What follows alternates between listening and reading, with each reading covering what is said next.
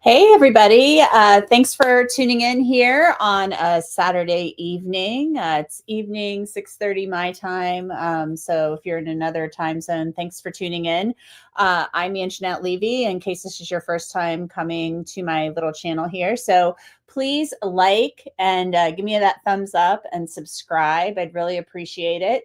We're going to be talking about Karen Read. And if you're watching on replay, thanks so much for watching on replay. I know not everybody can always come and join live.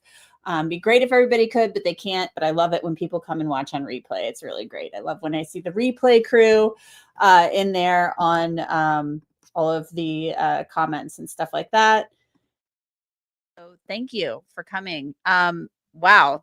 What a week, right? Week one of the Karen Read trial kind of started off with some fireworks. First of all, I want to say before we really dive into this, and I'm not going to, I'm sure a lot of people have been covering this case for a really long time, maybe since day one or, shortly thereafter. I started covering it over a year ago. I found it to be a really interesting case, and I know how polarizing it is. There were some people who were saying, don't do it, don't talk about it, don't cover it on your channel.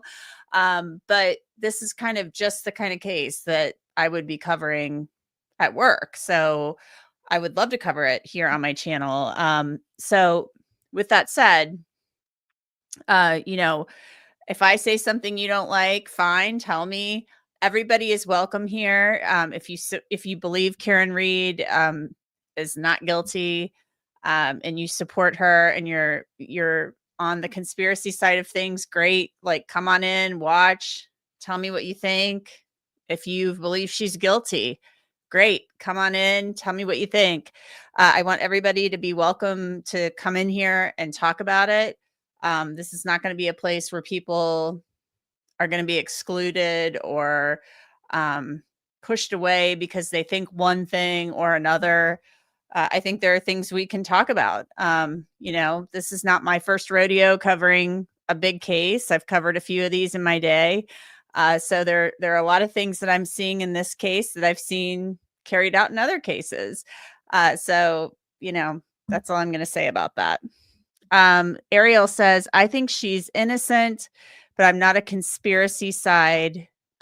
on a conspiracy side of anything. Oh, okay. So Ariel, that's very interesting to me. So tell me more what you think about that. I'd like to hear more about that, on what exactly you mean by that. If you don't think there's a conspiracy, you don't believe in maybe the frame up, the Alberts and the McCabe's and everybody getting together and Trooper Proctor all, concocting this, and Brian Higgins, then I'd be interested to know what you believe. Let's look at another one of your comments. Call it as you see it. Don't be afraid to upset the Karen Read fan club.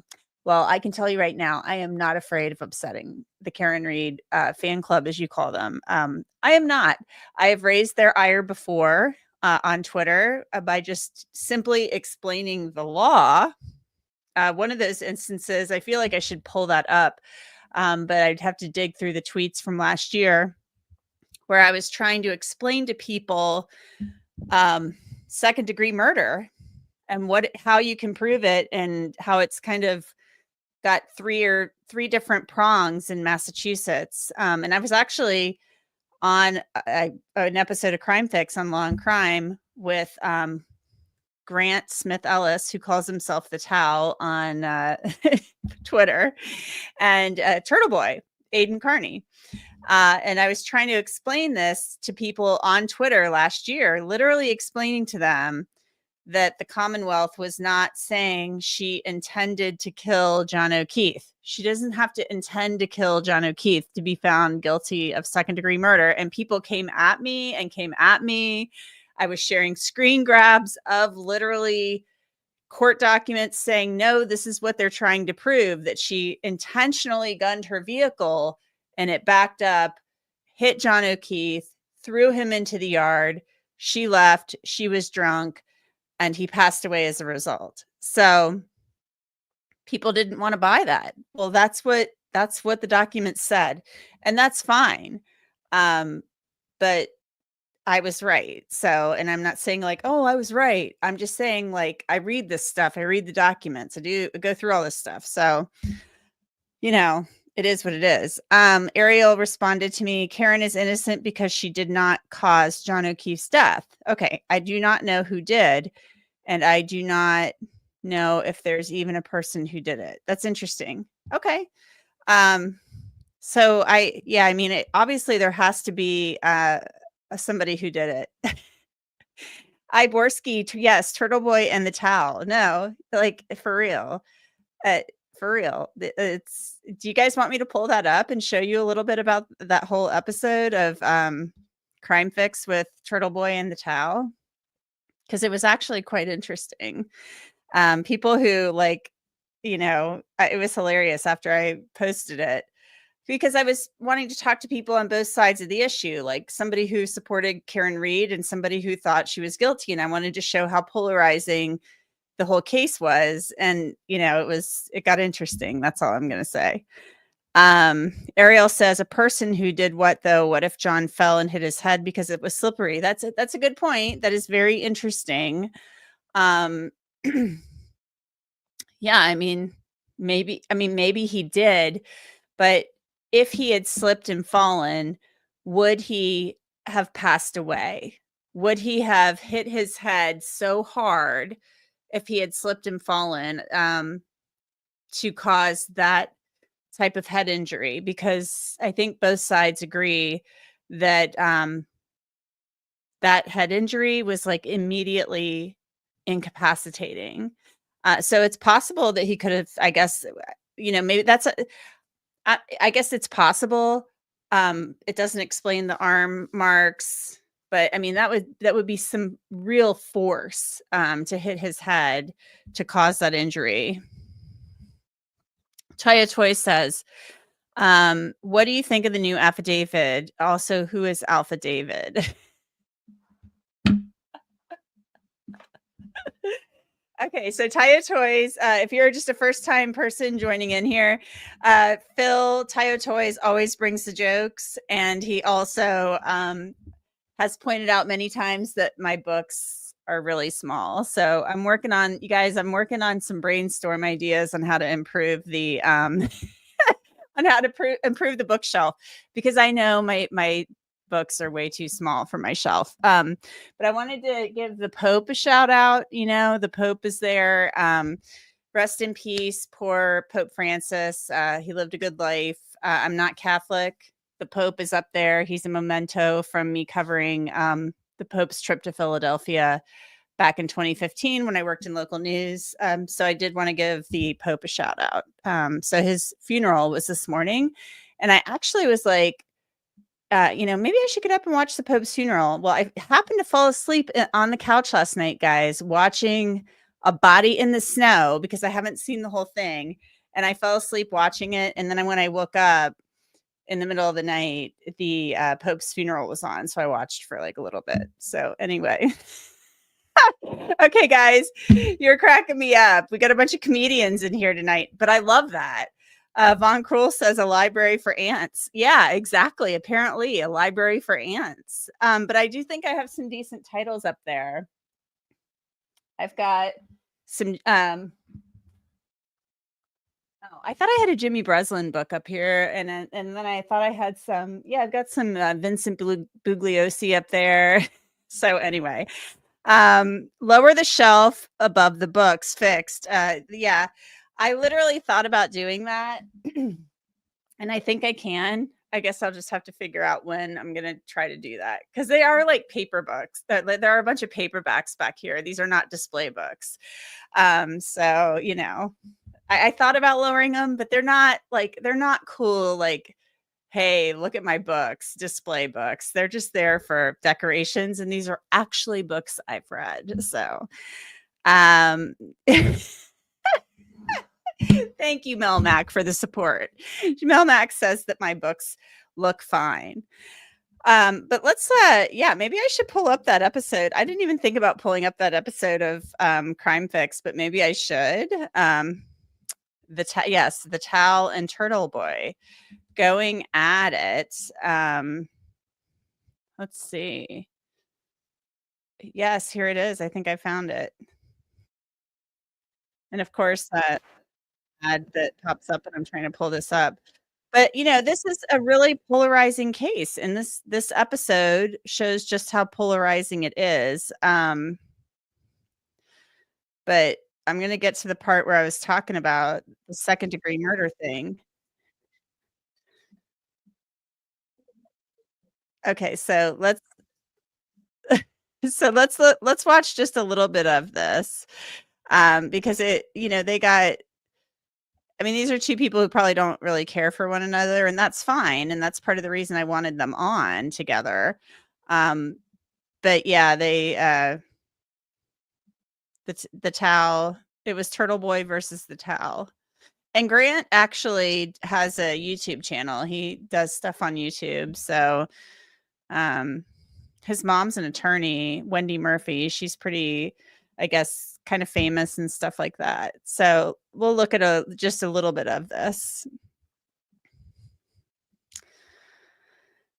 Let's see. All right. Hated John, that he was a pervert, and that he was sleeping with other women. And what else does Mr. Kearney not address? That just 1 month before John's death, Karen Reed herself started an affair with a federal agent. I believe Mr. Kearney knew about this affair and covered it up from the public to try to protect Karen Reed in the lead up to this trial. And that federal agent that Miss Reed was cheating on Mr. O'Keefe with, on the January 15th, 2022 Patriots game, that agent went over to John's house, and Karen followed that agent down to the basement on his way out and gave him a kiss and said to him, "Federal agent, I know where the cameras are, so I know that this will not be caught on camera when I go to kiss you." And the reason why that's relevant, Anjanette, and this goes to the last thing I want to talk about with regard to Karen Reed's guilt, is that there were 17 ring videos deleted between 1 a.m. and 5 a.m. from John O'Keefe's ring system, which Karen Reed had control over, according to John O'Keefe's niece. And so that, Anjanette, coupled with the fact that Karen Reed went back to Fairview Road before going to Jen McCabe's, is evidence that she saw the body, had a panic attack, had a meltdown, and then tried to bring witnesses back to the scene, knowing that body was there, which is why Karen Reed started screaming before she got past the tree line coming up to Fairview Road when she went back to the scene with Jen McCabe and Kerry Roberts. That's the reality. So Grant threw out a lot of information in there, and a lot of what Grant said is laid out in some prosecution documents, particularly the one that was pushing back against the motion to dismiss filed by the defense. And there really is some information in there in that document that is inculpatory, that makes Karen Reed look bad, and it does point to her as the person who killed John O'Keefe, that maybe backed up and hit him. What do you say about those voicemails where she is calling him and cursing at him after the fact, allegedly? Let's talk about that. What is your response to that?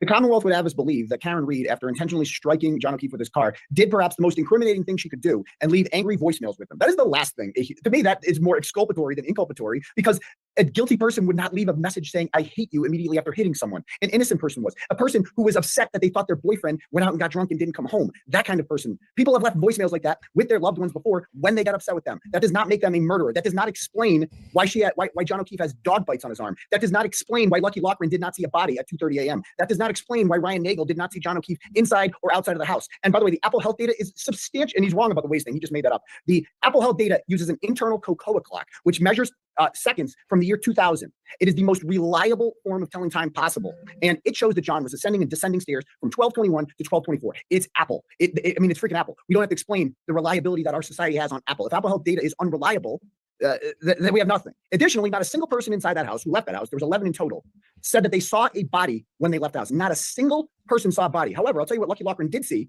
when he went back at 3 a.m. was he saw a Ford Edge parked in the exact same spot where John O'Keefe's body would be discovered 3 hours later. Remember, he did not see a body there prior to that. And then he saw a Ford Edge, and then 3 hours later, boom, a body appears there. You know who owns a Ford Edge? Colin Albert owns a Ford Edge. Brian Albert owns a Ford Edge. Kevin Albert owns a Ford Edge. And the police to this day have not done a single thing to track down who was driving a Ford Edge parked directly next to where a dead police officer was found 3 hours later. The same lead investigator, Michael Proctor, who we now know is close family friends with the primary and most important witnesses in this case, that he lied to a state grand jury about his relationship with them, that he was offered gifts by Julie Albert, the mother of Colin Albert, on the day that Karen Read was arrested. She wanted to thank him and send him that. So I don't care if Karen Read was smooching with the entire town of Canton. I don't care if Karen Read left angry voicemails with them. None of that explains all of the much more damning exculpatory evidence that I just went over. Okay, but you have to contend and you have to concede that I don't think anybody is saying that Karen Read intentionally hit. I don't even think the Commonwealth is saying that she intentionally backed into him. Oh, yes, they are. I mean, it sounds like they think she was drunk. They got into a fight. This is the theory. She got into a fight with him. They argued. She was drunk. He may have had that glass in his hand or whatever from the bar, and that she backs into him and takes off. And maybe she didn't even realize what she did. And then she's disagree with the Commonwealth, cursing him out. And you disagree with that's how I read it. That document. Hold on, Anjanette, can I weigh in here? Because I think I deserve a chance to respond. That John did that John was hit intentionally. It's undeniable. That is what they. No, that's wrong. Aiden, you're putting out misinformation. This is a malice theory of second-degree murder. I'm sure Anjanette can explain it to you if you don't want me to. The malice theory of second-degree murder has 3 possible prongs. 2 of them involve intentionality. One option does not. One involves recklessness as the mens rea, which means a reasonably prudent person knew or should have known that they acted in a way which could have resulted in death. It does not require intent. It does not require foresight of the death having potential to occur. It requires only that the defendant should have knew or should have known that their actions, to wit, in this case, DUIing and backing up in anger while John was around the car, had a reasonable and plain likelihood that could cause death. That's the standard. It's not intentionality. You're wrong, Aiden. I'm actually not wrong, because actually in the filings they specifically said that Karen backed up 62 feet and hit the maximum speed of 24.2 miles an hour, 62 feet at 24 miles an hour, which, by the way, is physically impossible. We've recreated that several times, particularly in the snow, and yet nobody heard it. That is not an accident if somebody does something like that. If somebody intentionally guns it at another human being, that is not an accident. So let's be clear. The Commonwealth is alleged. But you understand, Aiden, let me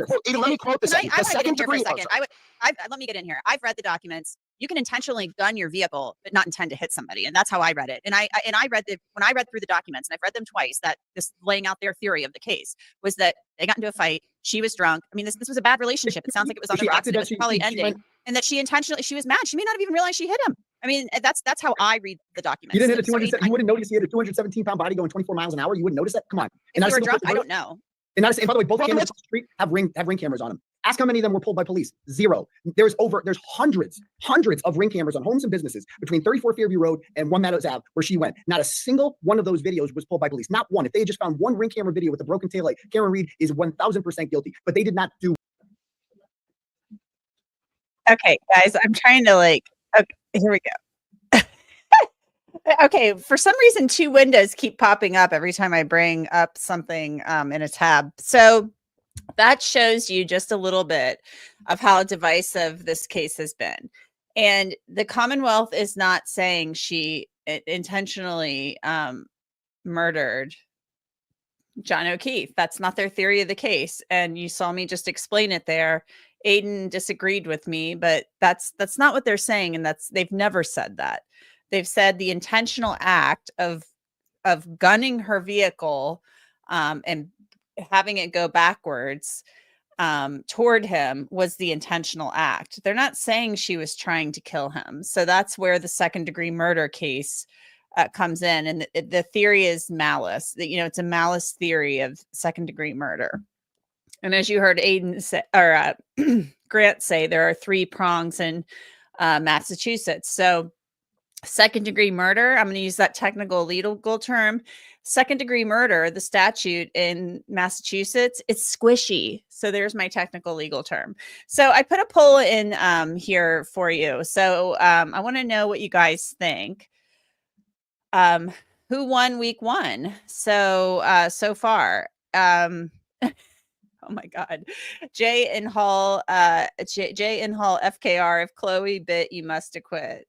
Okay. Poor Chloe. She's like, Chloe's nowhere to defend herself. Let's bring up a picture of Chloe. For those of you who don't know, Chloe Chloe is the dog who belonged to the Alberts. She is a German Shepherd. She's still alive, but the Alberts no longer own her. They've given her to somebody else. And so this is a picture of Chloe. I actually got this from Turtle Boy. So last year. So this is Chloe. She's been sent somewhere else to live, I guess. And she's still around because Hank Brennan said that they took molds of Chloe's mouth. They're not going to be allowed to present that and say, oh, Chloe, the expert's not going to be able to say for the Commonwealth, Chloe is excluded as the source of the dog bites, but they're going to be able to present measurements and the, I guess, impressions of Chloe's mouth and let the jury decide if they think those measurements match up with the marks on John O'Keefe's arm and things like that. So Jenny in Georgia says, Chloe didn't get a good grip on his arm as she attacked. Okay. So Kathleen Gates says, free Karen Reed. Sorry, I'm trying to put all of your putting up responses and stuff like here. And remember to vote in the poll, guys. I want to see what everybody thinks. Thanks. Debbie Salmon asks, why would she gun her car backwards? Anyone just do that? Well, you know, I think the Commonwealth's theory here, their theory of the case is that she and John got into an argument. John gets out of the car holding her vodka soda, which I guess she had taken with her from the bar. And she pulled away, stopped. She was angry. You know, there's a theory that, you know, the relationship was ending and they got into an argument over whatever, sitting there in the car. She lets John out. She pulls forward. She stops. I think in opening statements, Hank Brennan said she pulls forward like 35 feet, I believe is what he said. And then she puts her foot on the accelerator going, you know, down 75 feet and backs up. And then she leaves. So that's what he's saying. She was mad, I guess is their theory. So let's look through a little more of your comments. So I wanted to say, CH says, Anjanette, you are a saint having those two on together. Yeah, I mean, it was actually pretty interesting. You know, you wanted to see both sides of everybody getting up, you know. I wanted to see both. This was, and keep in mind, this was before the first trial. So I wanted to show people how polarizing this case was. And that was our showdown right there. And that showed people, you know, how passionate people are about this case. So I want to just say, as far as I am concerned, Mel Max says it was confirmed that KR didn't have access to Ring camera. It was all controlled on John's phone, which Proctor had possession. Oh, interesting. Okay. Interesting. I thought she did have access to it somehow, because some of the videos I thought were missing. So let's look here. Young Black Economist says, Anjanette, do you try to keep your opinion to yourself on active cases that you are covering on air, or do you tell your viewers your opinion? You don't have to answer. I'm just curious. So basically what I do, I'll tell you what I think about the evidence, what I think of how things are going, how things are looking, that type of thing. Like I'm going to tell you a little bit about what I thought about week one here in a second. But, you know, and I'll tell you like how I think the evidence looks, but I'm not going to tell you straight up like how I, you know, what I think of the case. You know, I try to toe a line and tell you, I try to be like, educating people with the information I know and the facts. And obviously if you have opinions and if I misstate something or I get something wrong, please let me know. I always want to know that. So, you know, that's part of the reason I do this. I want to talk to everybody and see what everybody's thinking. So guys, let's get to week one. And week one, the retrial, I want to talk about what's different so far. And one big thing that I think is a lot different is just the presentation of this case by the Commonwealth. It's much better this time. Last time Adam Lally got up there and was kind of like, it was kind of like just the facts, and it was a lot of facts to throw at people.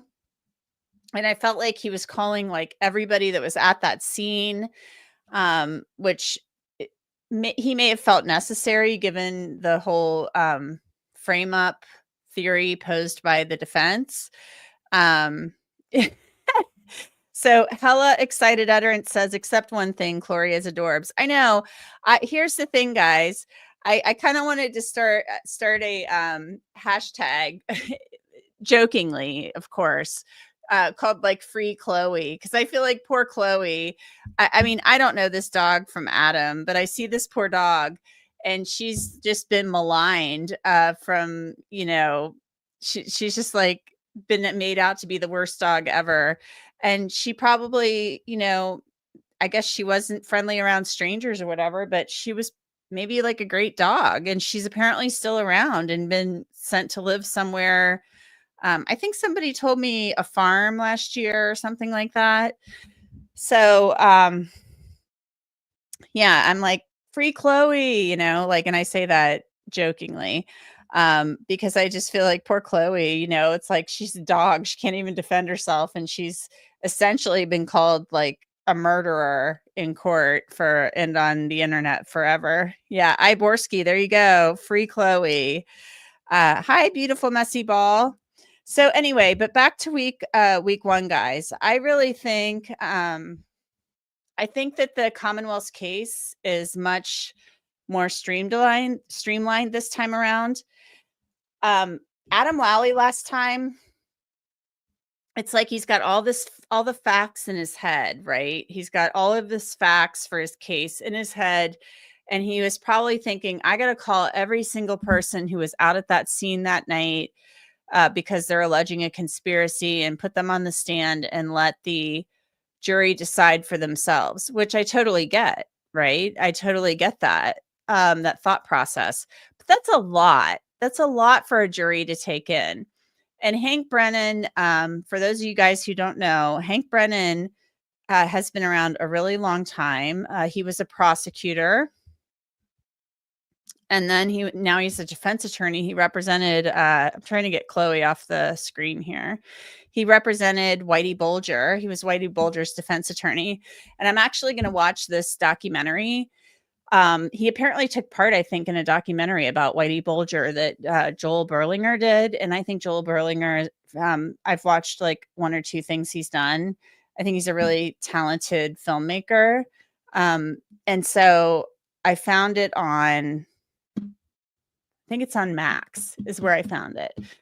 So I'm going to try to watch it and see how it is. But I think that Hank Brennan probably has just done a lot more jury trials than Adam Lally, and he seems to be able to put witnesses up who he knows what points he wants to make. Not that Adam Lally didn't, but he can get to the point. He's not getting bogged down in the weeds of every single thing with every single witness. And he just seems more, he really knows how to get the information out and get it out more quickly, and the points that he wants to make. And in his opening statement, I thought his opening statement was very good. I thought Hank Brennan's opening statement was excellent. And I say this because he did what Lally didn't do last time. He told the jury a story. Okay. He told them a story. He painted a picture and told a story that the jury could follow and wrap their head around. And in stories have characters. And so he started out his opening statement that way.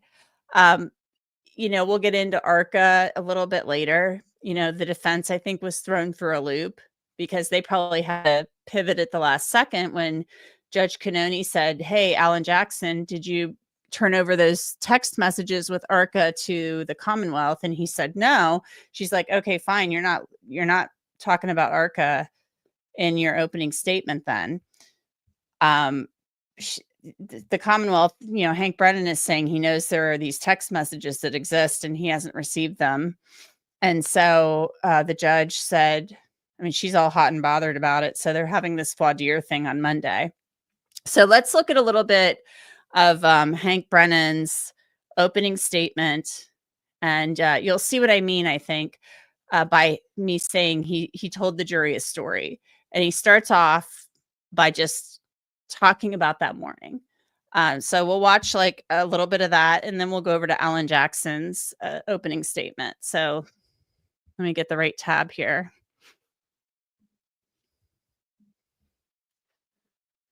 And yes, everybody, free Chloe, free Chloe. I mean, I say that in jest, but here we go.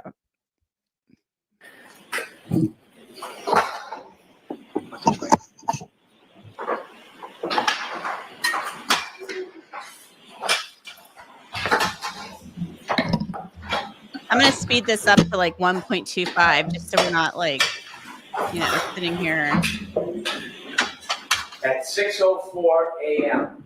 on January 29, 2022, the alarm bell sounded in the Canton Fire Department. Firefighter paramedic Timothy Nuttall knew what that meant. His heart skipped a beat, he raced to his equipment, and he picked up his bag, which was meticulous. There was a sign and a signal, and then there was a voice commanding that there was cardiac arrest. The most serious of calls for a firefighter paramedic, that means that a person's heart has stopped. He didn't know who it was, he didn't know where it was, he took his bag, he had just gotten to the station, and he rushed to the ambulance. He was one of the most senior paramedics that morning. Another paramedic, Anthony Flamati, would be running this mission. He jumped in the back of the ambulance, the door shut, and they headed off. Hi, I'm Brett. And I'm Jonathan. This is Darla. The 34th Fairview Road. As he drove, firefighter Nuttall could not see anything.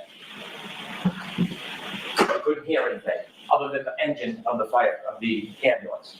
He could feel it sliding across the road. It was near blizzard conditions.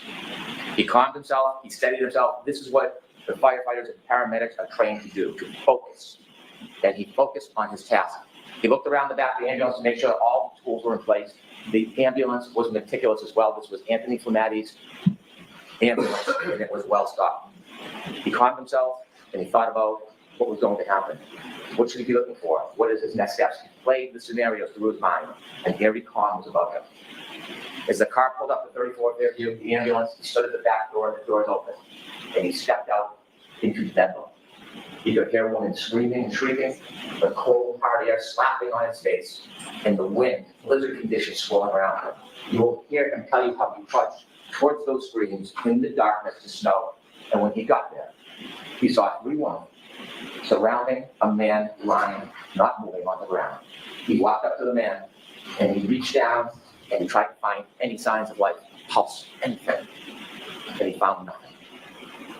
And he got up and he walked over to the woman, and he walked over to that defendant, Karen Reed, and he told her that he thinks that that man was gone. And then he heard the yell from Anthony Flamati, the chief, and he said, "Come back, let's go." Because you'll learn that in the cold, even if somebody's heart stops, even if they're presumed to have passed, sometimes you can still save a life. So you'll see on a dash cam video, you'll hear from testimony, he went back to that man, who was John O'Keefe. He went back to him, and that crew, coordinated effort, they did everything they could to save his life. They got on their knees, they began CPR, and firefighter Nuttall will explain, as he knelt over John O'Keefe, he looked up, and the defendant approached him, and you'll see it on the video. Now, he wanted any information, because when you're trying to save someone, you want to know. Okay, so I just thought, as far as opening statements go, his opening statement, he began by kind of painting a picture of what this case was about, how it started. And it started with the call to 911 that morning. And so I just felt like Brennan's opening statement, he didn't look at one note the whole time. He had all of the facts, whether you agree with them or not. And I know some people in the chat don't. I feel like he told a story, and he told a story that people could follow, the jury could follow. He didn't get bogged down in everybody's name. And he laid it out, the Commonwealth's case. So I really felt like, this is a much cleaner and tighter presentation by the Commonwealth this time around, so far, than what we saw in the first trial. And Brennan, in questioning witnesses, it goes a lot faster. Like, okay, what happened next? Then what happened? That type of thing. And even on his redirects, he's very good at hitting all the points he wants to hit. He's also a law professor too. So, he's done a lot of cases. So I just think that it's a much better presentation this time around. Yeah, I did notice that, Melmac. There was he said something about 70 feet, I thought, because like when he talks about her pulling up 35 feet and then backing up 70 feet, I thought is what he said. And I thought that was different from the first trial. I thought it was, I didn't think it was 70 feet in the first trial. So we'll have to wait and see. I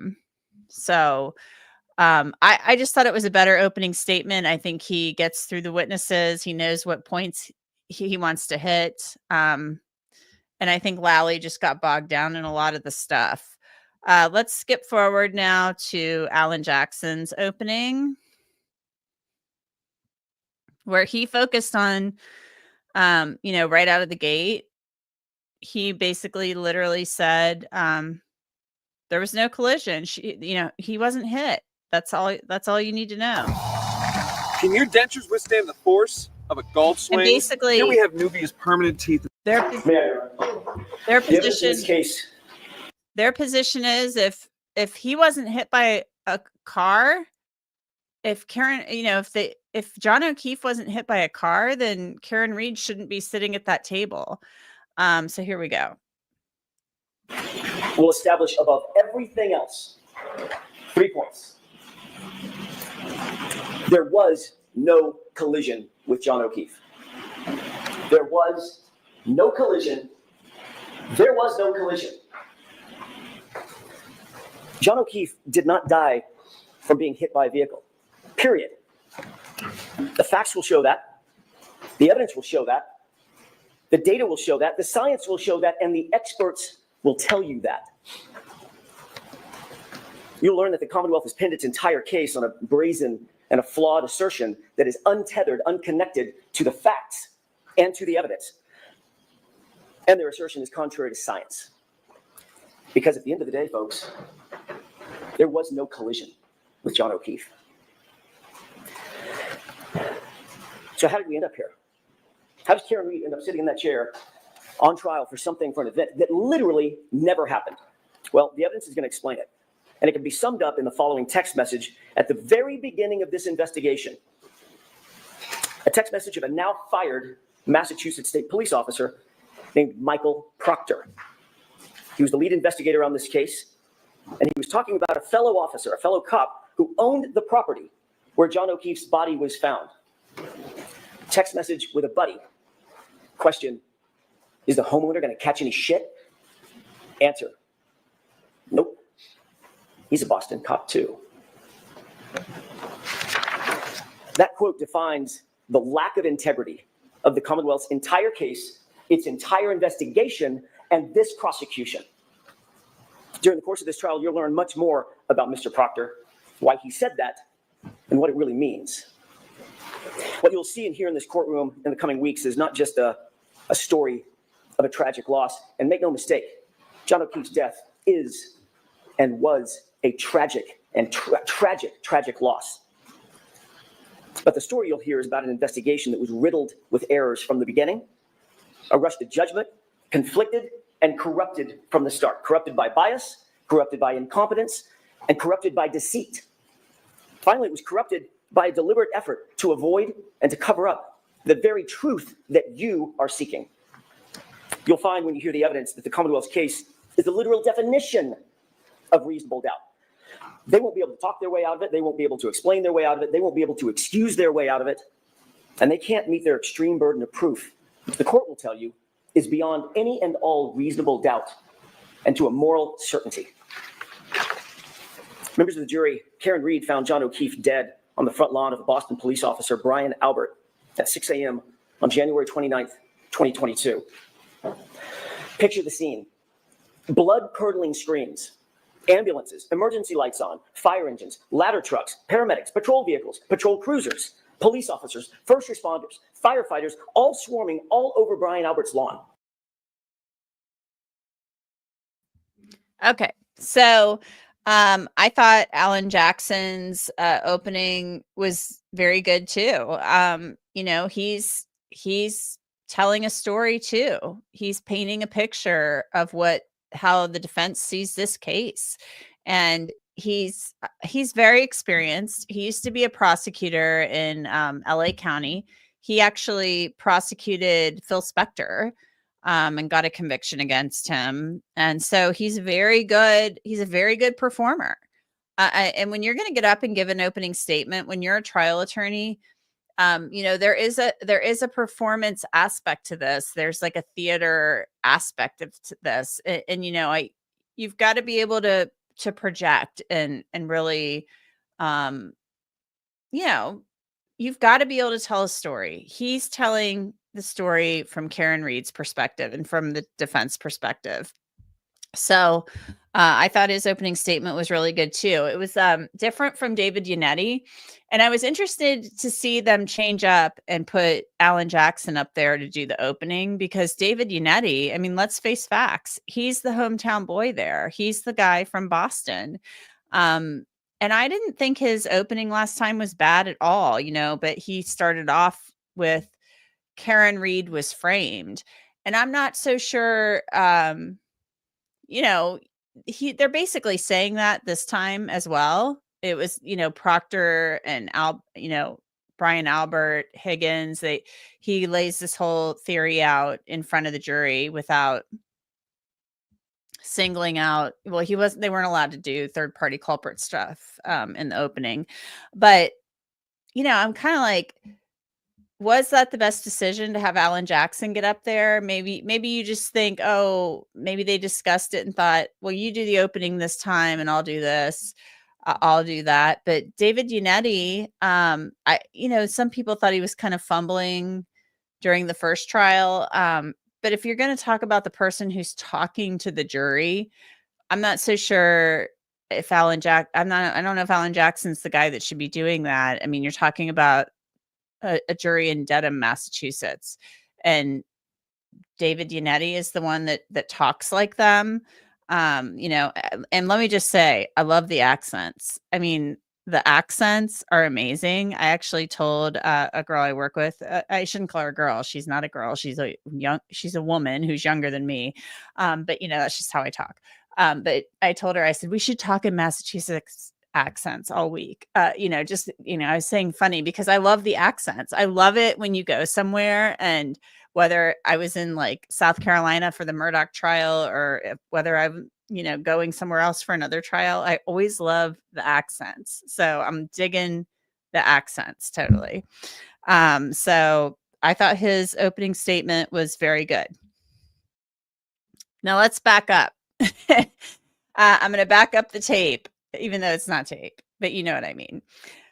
Let's back up a little bit, because one of the reasons I wanted to come on here and talk, I want to talk about other differences in the first trial.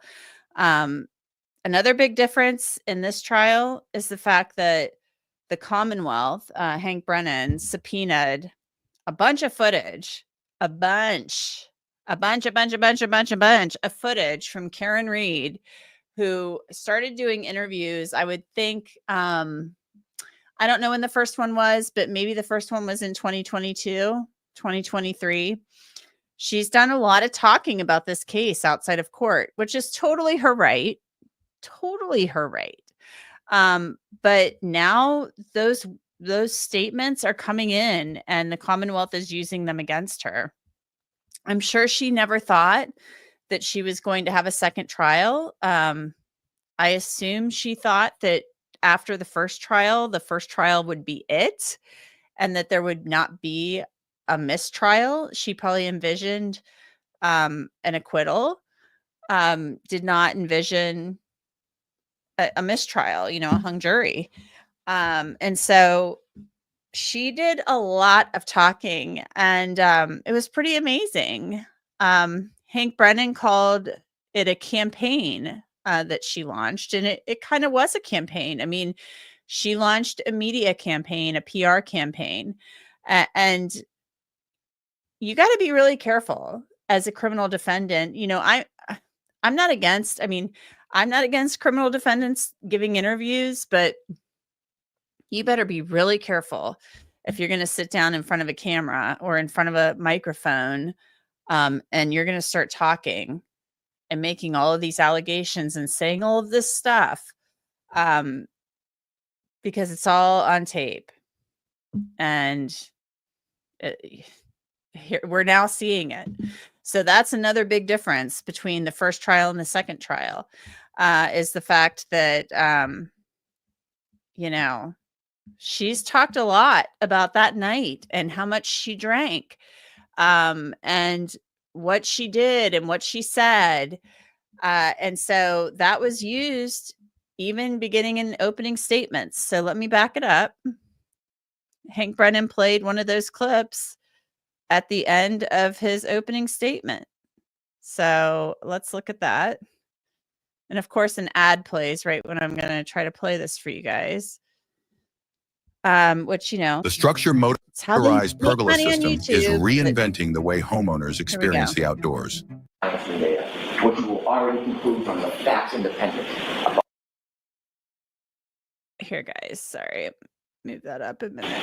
You're going to hear the first of the statements that she made after she was charged.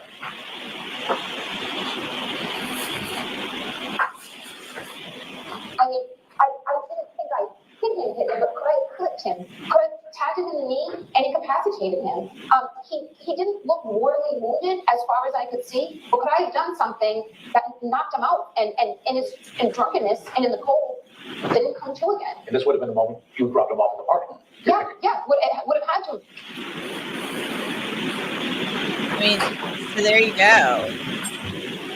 That was clip number one. So at the end of Hank Brennan's opening statement, the jury got to hear from Karen Reed. She, of course, did not testify in that first trial, but she was out in front of the cameras every day. Every day she was out in front of those cameras, talking to the press. And maybe it wasn't every day, but she was, it was never like hardcore questions out in front of the courthouse. Like, hey, how are you thinking about this? Or how do you feel about this? Blah, blah, blah, all that stuff. But she was out there every day. And again, as somebody, a news person, a reporter, like talking, I'm always like all for it. Like, yeah, talk to me, but that's my job, to get people to talk to me. I'm not a criminal defense attorney. I'm not a prosecutor. So this is not good for her. These statements are not good for her. And a lot of what she's saying on these interviews are backing up some of what the witnesses for the state are saying. And that's why he's playing them when he is playing them. Or they are statements that she made, that she said, somebody said, and then somebody is disputing that. One of those being John O'Keefe's mother. So, it's wow. It's really, really, it's really not good for her. Let's talk a little bit about, I'm going to go through some of the witness testimony. There was this, and now I can't remember his name. But one of the first responders talked about, Debbie says the accused should be allowed to tell their truth. The only chance they get is when the DA asks. With the way the media lies, I don't blame her. Everyone accused should be allowed to tell tell their said. I agree with you. I agree with you totally that people should be able to tell their story. But the thing is, she is saying things on tape that are backing up what the Commonwealth, I should say, is saying. So here we go. This is, guys, I'm going to play part of one of the first responders. It's not Nuttall, CH. It's another one. I can't remember his name now. But he talked about how Karen told him that the last time she saw him, they were arguing. Miss Reed, I have. can you describe her demeanor or temperament? Initially, she was agitated because she didn't feel like she needed to go to the hospital. She said the statement she made, she didn't mean. She just kind of said it in jest because of the events that she went through. So she was, but then there'd be periods of which she'd be calm, and it would fluctuate. She would have like pressured speech, repetitive, but all in all, she was cooperative. At some point, did you have a chance to speak? So I think, there are things that some of these Commonwealth witnesses are testifying to that are helpful to Karen Reed. He's saying she was cooperative. I mean, this is not somebody who is being combative with first responders. He's saying, and I don't remember his name, sorry guys. But he's saying she was being cooperative. But then he says something that backs up the Commonwealth's theory of the case. So here, I'll play the rest of the clip. To her directly about her mood. About her mood? About her mood. I don't know if I understand the question. Okay. Did she say anything to you about her last interaction with what she referred to as her husband? Objection. Sustained. Did she make any statements to you when you were giving her treatment or speaking to her about her husband? Objection. I'll allow that. It came in. One of the reasons why she was saying she would have stuff is because the last conversation she had with her husband at the time was an argument. Okay, so he said that one of the last things she said to her husband, and here's another thing that's really weird too. She kept telling people that John was her husband, and I get it. I mean, I get it. Like you live together. You're helping take care of his kids, but I'd really like to know if she referred to him before this happened as her husband, because she's telling these first responders he's my husband. But they were boyfriend and girlfriend, they were living together, like not all the time, but it sounds like much of the time she was staying at the house in Canton with him and with the children. So I don't know. I'd like to know how often she used the term husband in describing John O'Keefe, because Peppermint PJ says she called him husband so she would be able to see him at the hospital. And I get that, but it's not true. I mean, that's the part that it doesn't look good. Steph T says they did not live together. Right. I know they didn't live together. She had her house in Mansfield, but she was staying there quite a bit. And she was helping like with the kids. So I don't know. Beautiful Messy Ball says, we don't know for sure that she referred to him as husband or they just assumed husband. Yeah, I mean, I don't know. It just, Lauren says, so how does that relate to the murder? It doesn't relate to that. It goes to her credibility. It goes to her whether or not she says things that are true or not. Tamara, did she say my husband on video? It was boyfriend. They might have just remembered that way, or saying it to see him at the hospital isn't abnormal. Right. Yeah. And I mean, that's a possibility for sure. So, I don't know.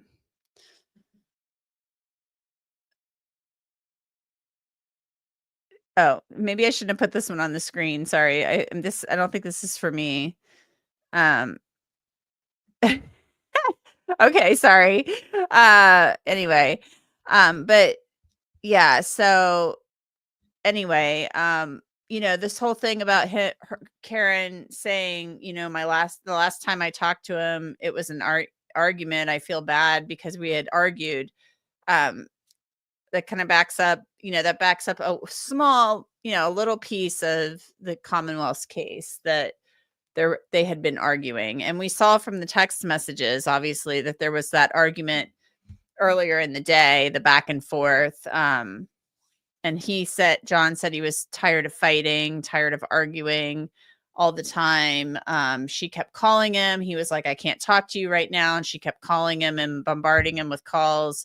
And then he's like, are you coming up here or not? And she wanted to go out and, get a drink or whatever.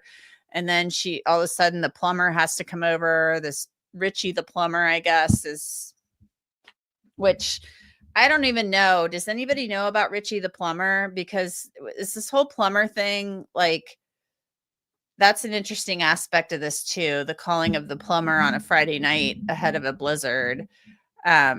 I've got more questions about that, because that just seemed to come out of the blue in the text message conversations, and the fact that John's father was a plumber, and I guess John knew stuff about plumbing, and yet instead of asking him, she calls this Richie the plumber. So yeah. KLM says they argued because she was spoiling the kids. Right. I mean, but they're his kids. Anyway. Jenny in Georgia says Wendy Murphy is saying some stuff about the plumber. What is she saying? I haven't seen that. Oh, she's saying that he never lived down the street, or she said he lived down the street. Are you saying Karen did or Wendy said that? Because I thought that Karen said that the plumber lived down the street and she had used him in the past. Right, Kim. Yeah. Well, she said she was on the shower and it wouldn't get warm, or she had been there before. Okay. So Vermont bred Smith, not his kids. Correct. Not biological children, but for all intents and purposes, he was raising these children. He was their guardian. So he's their legal guardian. He's like their de facto dad. So he was raising the children. So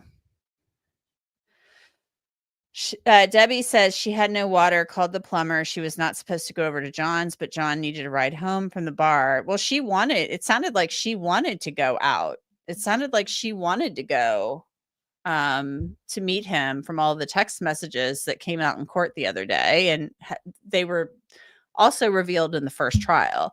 So it sounded like she wanted to meet up with him and go hang out with him. So it didn't sound like she didn't not want to go. She kept asking him what he was doing and stuff. Let's see. All right, guys. So let's get, there was another first responder who testified too, and then Unetti questioned him on cross-examination. Art Griego says Karen is testifying through media, not legal. Well, of course, I mean, she can talk to whoever she wants, but sitting for an interview is not the same as with media, is not the same as getting up on the witness stand in a trial and answering questions. It's just not the same. So let's talk. Tamara says, I think she wanted to go. Definitely. Right. I mean, that's the impression I got. She kept calling him. She wanted to go out, and she wanted to go out with him. She wanted to meet up with John. Like, she wanted to go to Canton. So that's how I took it. I mean, he wasn't offering to come down to Mansfield to hang out with her. Hank hashtag not skin tag. So he is their legal guardian, but he had Karen, his girlfriend, his partner, help him raise the kids, and she can't refer to him as husband or treat the kids. Yeah, that's not what I said.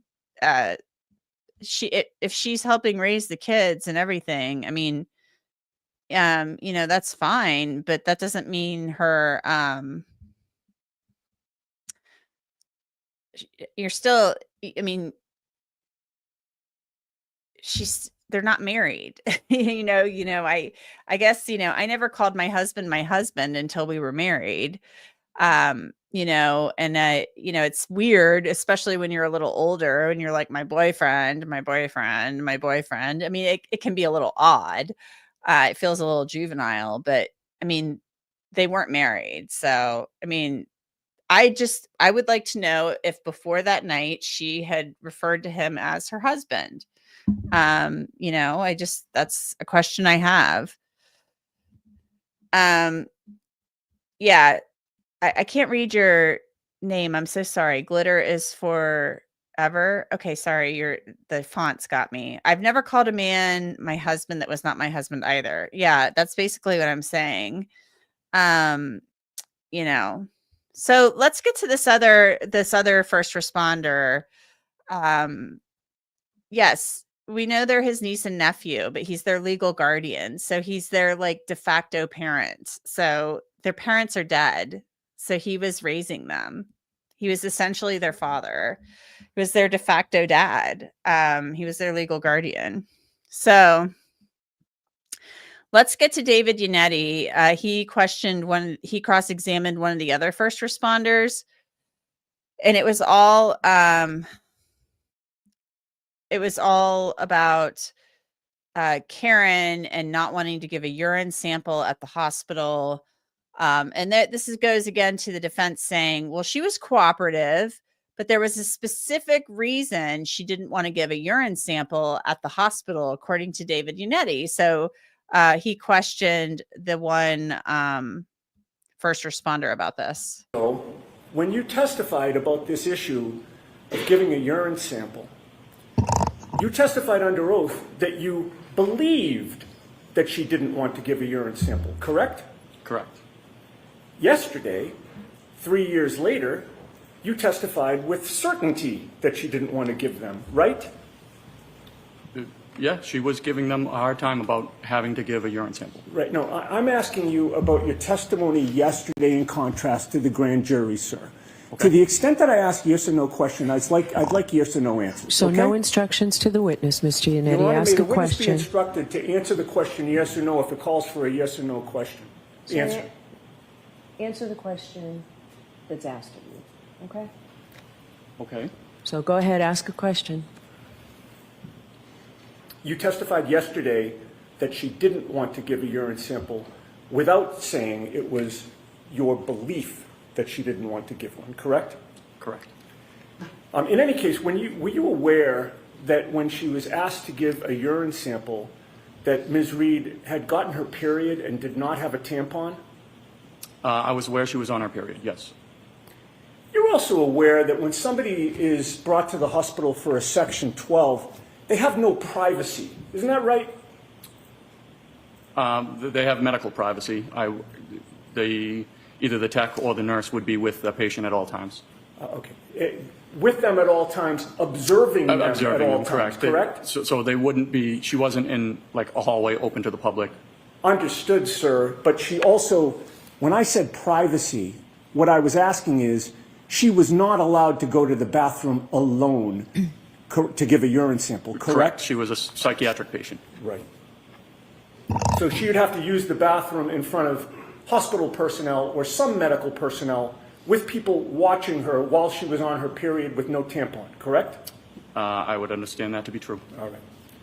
And you're aware that she did cooperate and eventually give a blood sample as well, correct? I'm not aware of a blood sample, but urine sample, yes. Okay, so he's saying basically that she they're basically saying she was on her period. She didn't want to go to the bathroom. She didn't have feminine products. So she didn't want to go do that. And that's kind of why she didn't want to do that. But she gave the blood sample. So let's look at the blood sample testimony right now. They did take a blood sample, so they were able to get her blood sample taken, and they got a result for her blood alcohol level. And this was at 9 a.m. the following morning. So let me pull that up.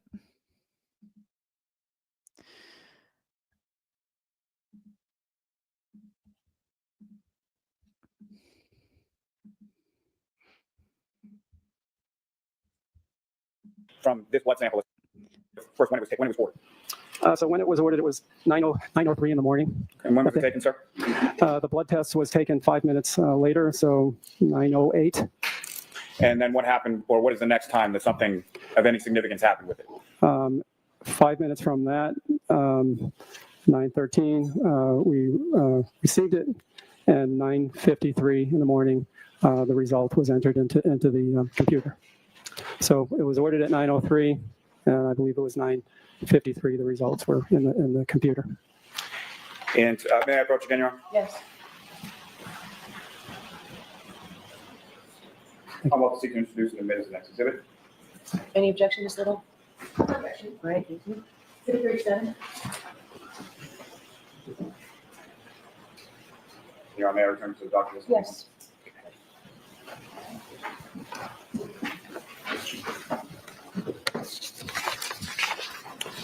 And doctor, what was the results of the testing for alcohol in the defendant's blood when it was taken shortly after 9 a.m. on January 29th? 93 milligrams per deciliter. Thank you. Nothing further, Your Honor. Okay. Ms. Little? Thank you.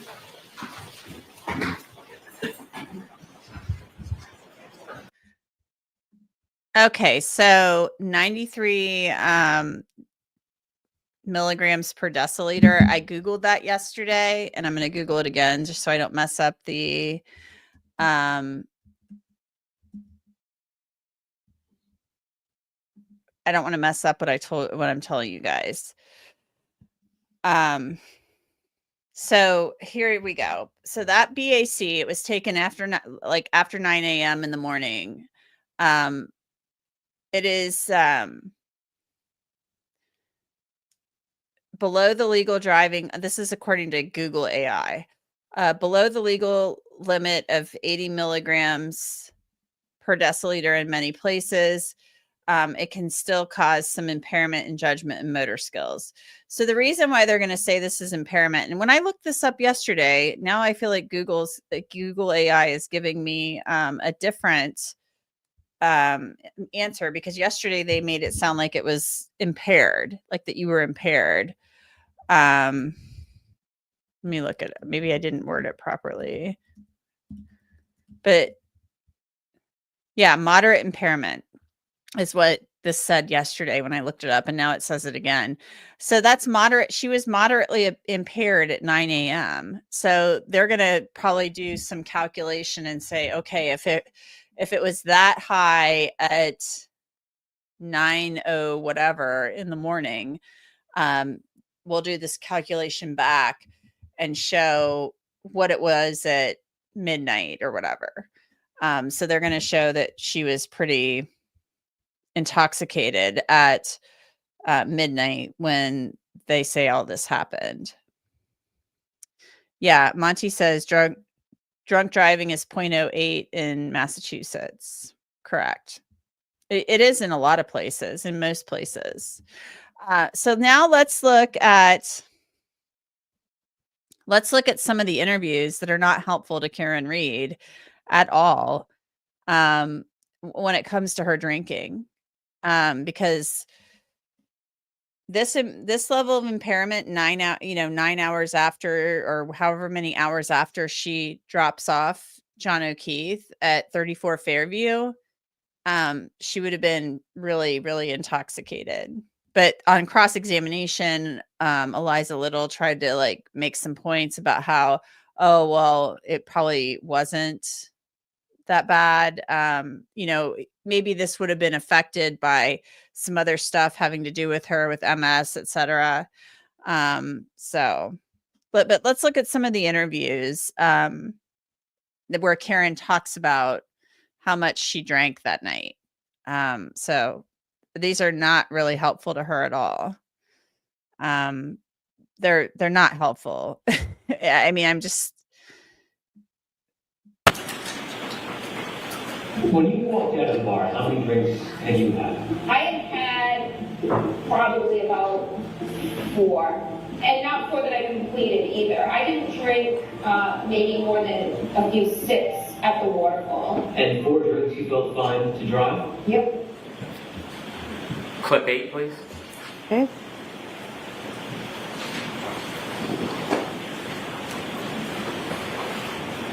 And is the level of intoxication pretty high here for everybody? It's happy. Yeah. It's you'd had a lot to drink, right? I wouldn't say I had like a normal amount. Let's say like a vodka tonic every 40 minutes. Okay. And so are you feeling like buzzed? And I'm not judging, I'm just trying to get a sense. Buzzed. Yeah. Clip 9, please.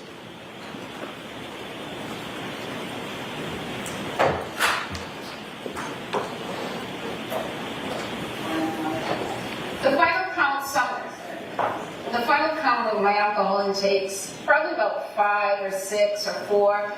The drinks that they were pouring me at McCarthy's, which is where I consumed most of the alcohol, was the weakest vodka tonic. It tasted just like old soda water with lime. Not that I needed to be a martini, but it might have had a splash of vodka in it. So I said, John, this drink tastes like it has no vodka in it. And he said, just get a shot and mix it yourself. So each drink was being counted as a double. So I would get a vodka tonic and then I would pour a shot into it. So that would count as 2. Frankly, it just felt like a regular cocktail. It was just a really weak pour. So I asked for a shot. So for my taste, it just tasted like that's the normal strength of what a drink should be. So I had maybe 2 or 3 that are being counted as 4 and 6. And I don't know. I felt fine. I felt like I was buzzed. And then there was one drink, the last one that was given to me, which I would have counted as 3, but they're counting as my 6th cocktail. The guys that we were with brought around the shots, and they gave me one that I didn't drink, but I poured it in my drink. So that's now my 5th and 6th drinks, with the 7th, which is a shot that all the men did, and I poured it. So that one glass that I'm holding, that I go into the waterfall with, has 3 drinks in it, a vodka tonic and 2 shots. And which is why John said to me, you're not leaving that drink here, like you haven't touched it and just poured a bunch of vodka. He's like, just take it with you, which was something he always did.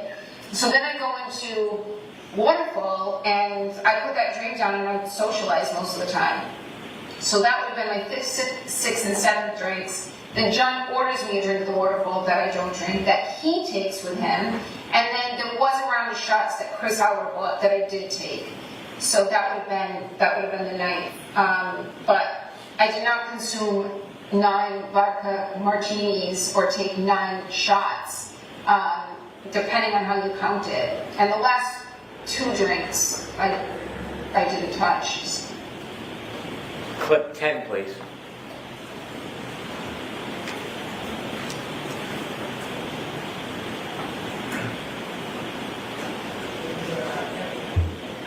And I'm not as clear as I would be if I hadn't been drinking. I mean, I had drank, so, and that led me to question, like, could I have hit him? Did I run over his foot or hit him in the knee? Did I incapacitate him? I mean, I always drive with my music blasting ever since I was 16. And I know when John got out of the car to go into Fairview, I know my car was blasting because when I got in it the next morning to go look for him, I had to immediately turn it down. And I don't know, it's stormy. I have had a few cocktails. I didn't black out, but I wasn't as lucid as I would have been if I had gone to bed at 9 and drank a tea. But so I was fuzzier than I would have been if I had had no alcohol. Clip 11, please.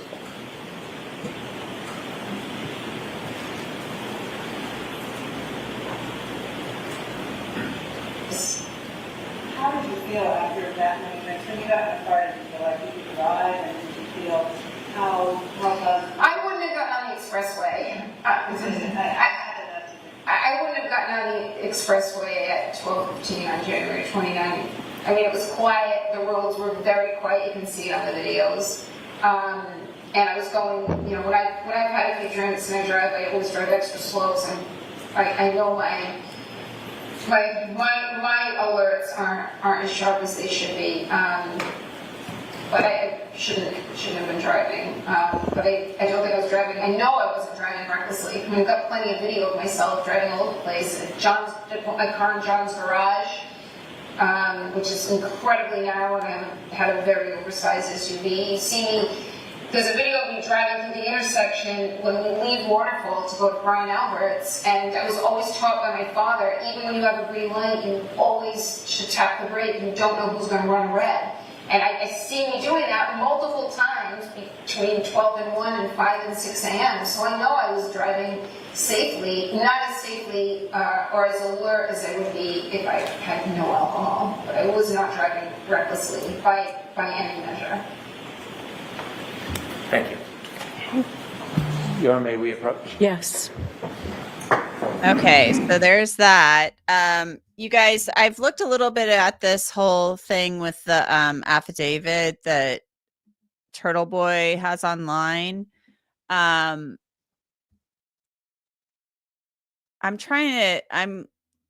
to know a little bit more about this. It looks like there are redactions on this, and I skimmed it earlier. But I'd like to know more about this. It's basically, there's this whole kind of other part of this whole thing with Turtle Boy and a woman named Kate Peters who used to work for him or worked with him. This whole thing, and this affidavit that I guess his attorney has filed. I don't want to misstate anything, but he's alleging that she's basically working with the prosecution and the McCabe's, that type of thing. I mean, these are allegations that have been made before, but I think it's mentioning Hank Brennan. So I want to read through a little bit more about this before I even talk about this on my channel.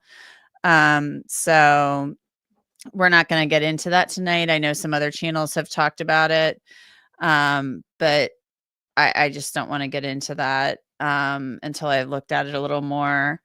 If you guys are watching on replay, I really appreciate it. Thanks so much. If you're just joining for the first time, please like and subscribe. I'd really appreciate it. We're here talking about all this, and talking about the Karen Reed case. So I want to play a little bit of Peggy O'Keefe.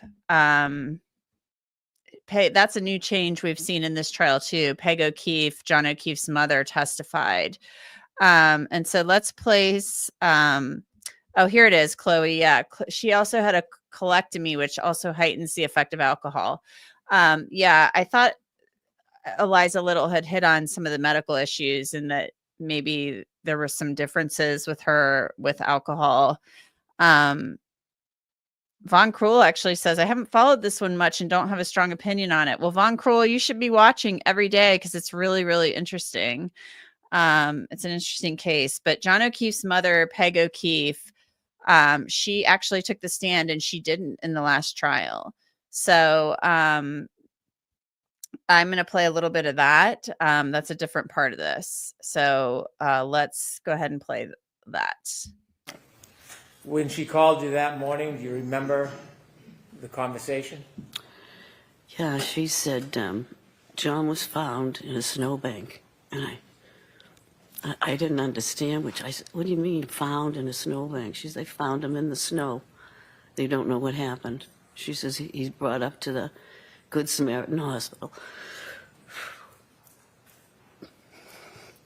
So she says, I'm going to come get you and Papa because I don't want you driving. And I says, we can drive there. We both have four-wheel drives. And she says, no, I'm coming. So she came to get us.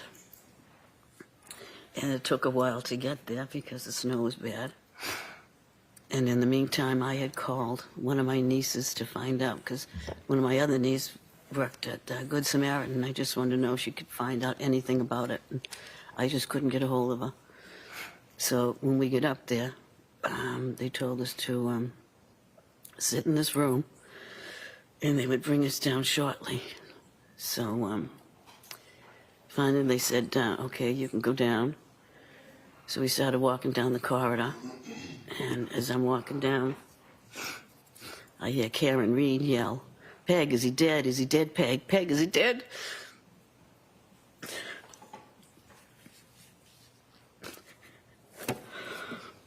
And I just kept walking, and then I asked, I don't know who it was, a nurse or a worker at the hospital, and I said, what is she doing here? And she says, oh, she's being psych evaluated.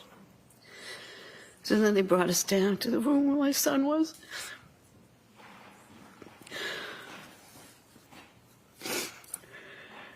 He's bruised up, his eyes were closed. It's just not a good scene. Okay.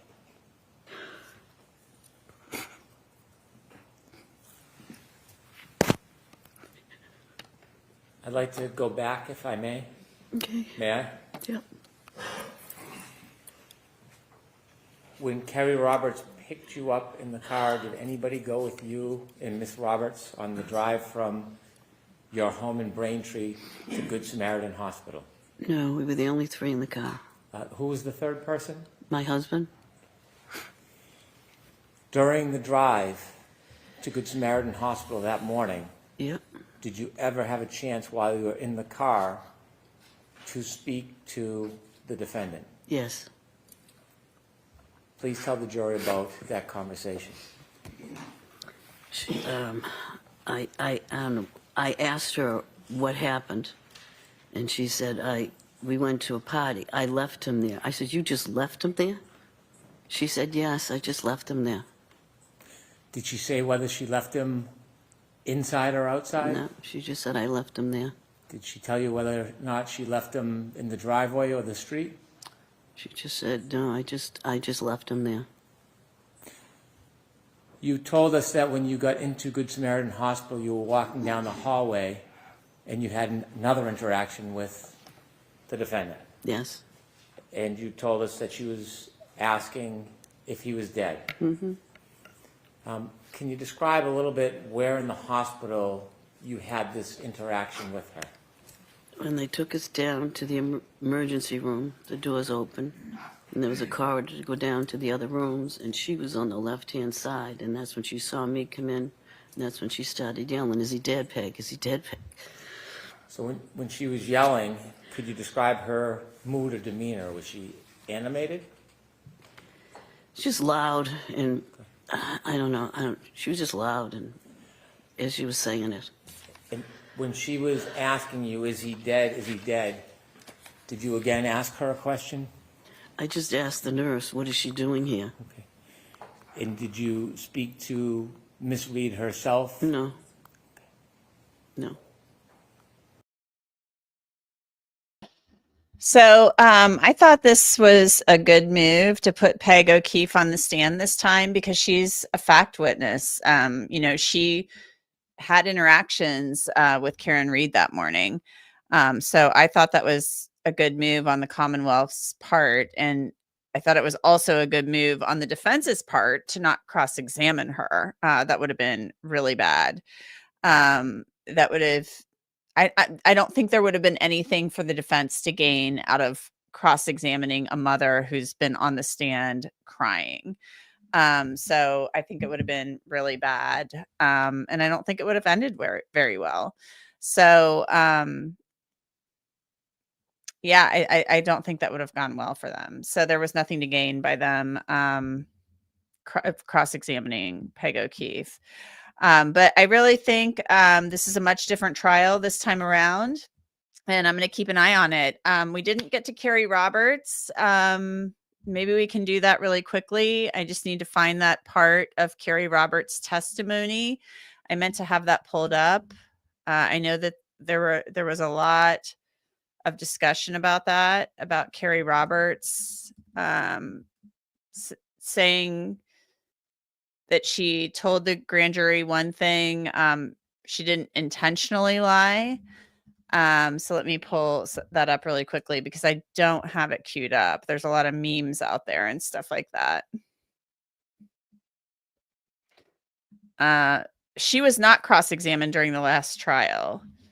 I'm trying to pull up a clip right now that's all queued up. I don't have one queued up, unfortunately. Okay, somebody on Twitter's got it all queued up, so I'll pull up their clip.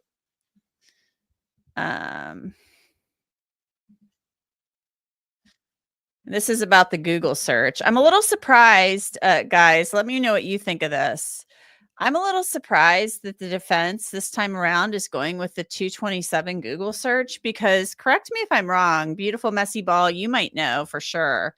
Did she, in the last trial, I felt like that was debunked, the whole 227 Google search, because the guy from this Commonwealth's expert from Celebrate said he, that explained how that happened. So I'm a little surprised by that whole thing, that was even like brought up by the defense in opening. I thought that had been debunked. Am I wrong about that? Because I don't know. I was surprised to hear them mention it, but maybe they're just going to say it's a battle of the experts type thing. Let's look at a little bit of Carrie Roberts on the stand. She was not cross-examined the last trial, like I just, as I just mentioned.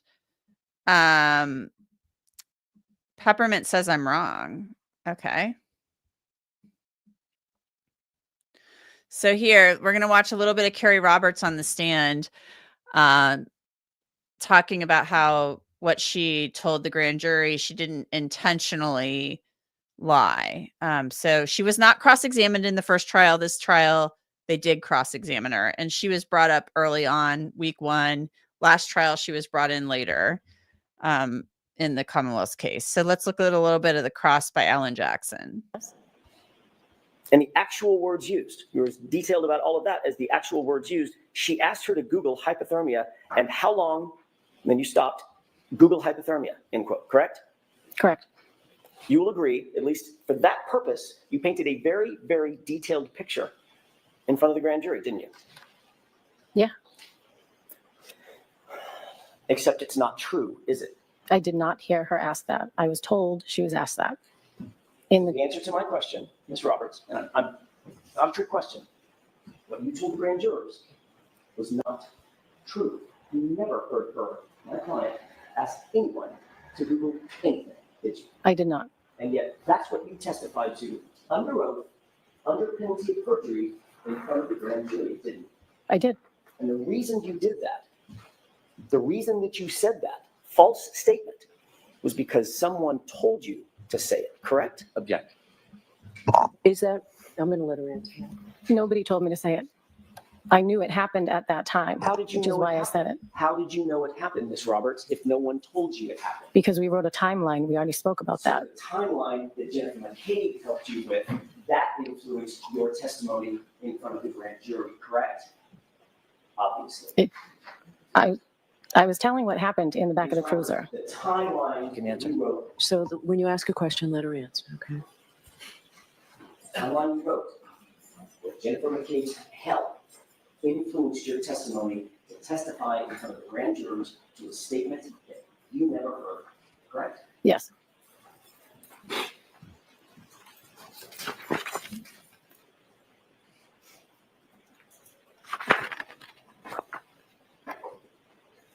You were later asked about that statement in another investigation, by another investigator or set of investigators, correct? I don't know. Were you interviewed by a different law enforcement agency, a separate law enforcement agency from the Massachusetts State Police at any time? Yes.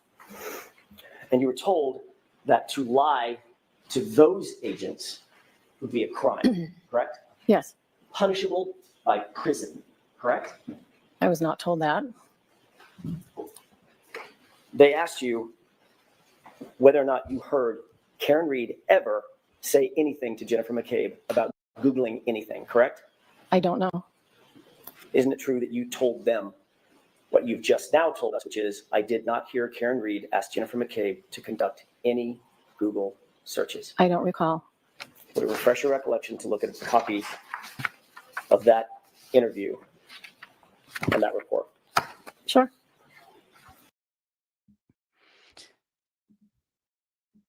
Okay, so that was a big moment this week during the trial.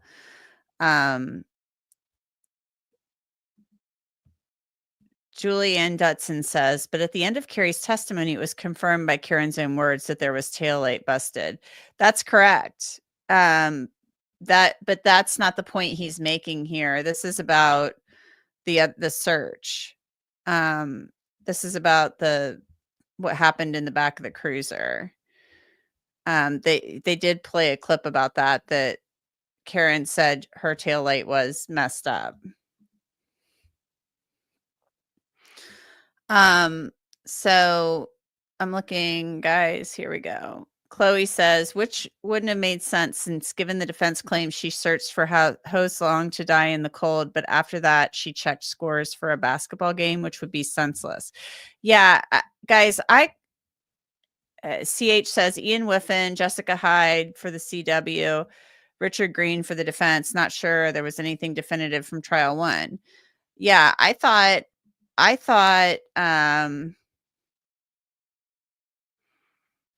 sorry guys, somebody said something that jogged my memory in here in the comments.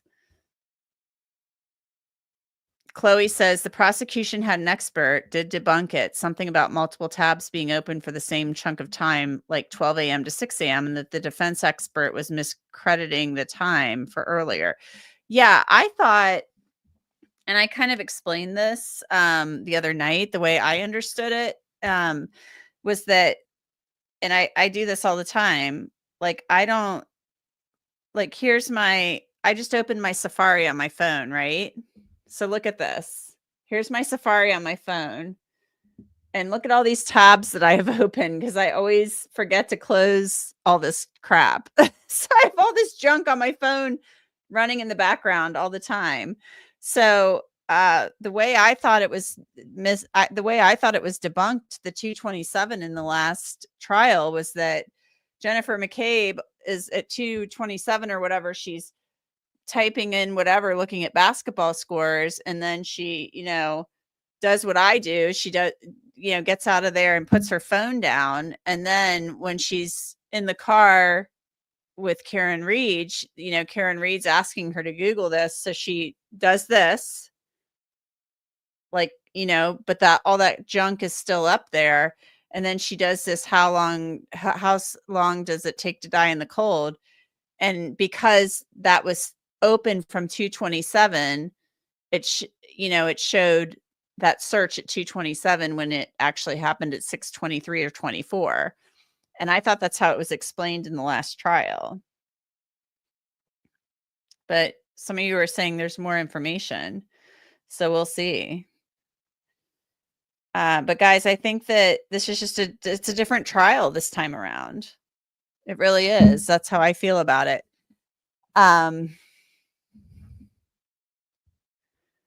TC Irish Pride is saying my timeline is wrong. So, yeah, I'm just telling you what I recall from the last trial. Peppermint PJ is saying there's a setting on iPhone that automatically deletes tabs. Mine doesn't.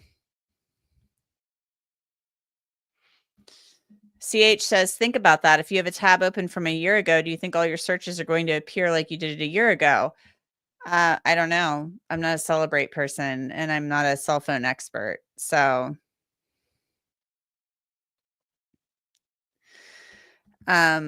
so yeah, Rosewater is saying it was explained at the last trial, and that's how I recall it being explained. I'm not saying I'm 100% right, but I'm just saying that's what I recalled. Beautiful Messy Ball says Green said it was in fact deleted, and the CW was not using the correct version of Celebrate iOS, and that you have to use like versions. Okay. Well, maybe we'll find out some new information in this trial, but the Commonwealth's person I thought helped write the Celebrate program. So that's what's confusing to me. So there you go. But guys, I think this is a different trial this time around. I think it's interesting.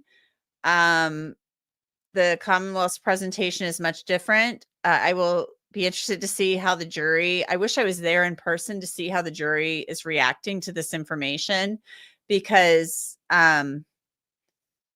you know, especially when Michael Proctor gets up there on the stand and all that stuff. I mean, I'll be interested to see how Hank Brennan handles that. There's no way Adam Lally is questioning Michael Proctor.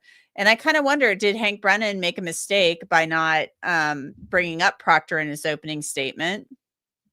But maybe he's just like, I'm going to deal with it on direct examination, bringing out the fact that the guy's been fired. He's going to, Hank Brennan needs to bring that out on direct examination, that he sent these ridiculous texts to his high school buddies.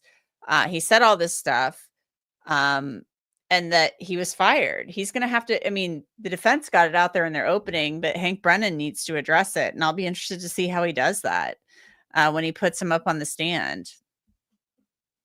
So we'll see what happens. I will really, guys, I'm going to wrap this up. Thank you so much for being here with me. I really appreciate it. Remember to please like and subscribe.